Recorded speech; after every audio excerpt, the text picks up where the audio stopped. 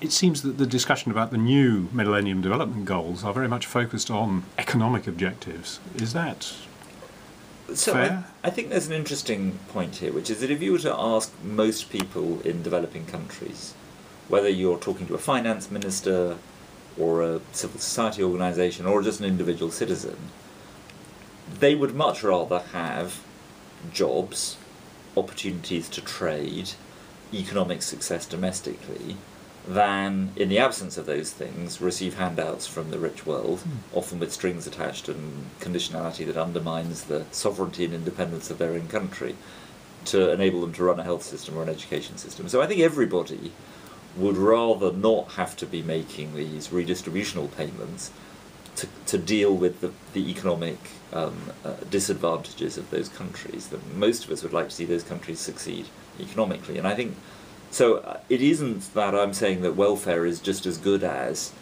economic transformation and growth and prosperity and jobs. I don't think anybody would say that. I think the question is whether aid is a good mechanism for providing that welfare in the meantime while their countries are or are not developing. I think it's perfectly reasonable to say that it's a good legitimate objective for aid to fill that gap, and that we can show that more strongly than we can show that aid is a good mechanism for bringing about that growth.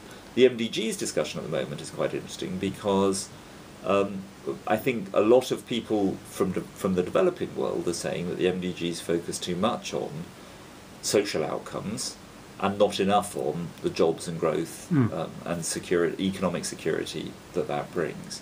And I think there's a big debate now to be had about what the relationship is between those different goals.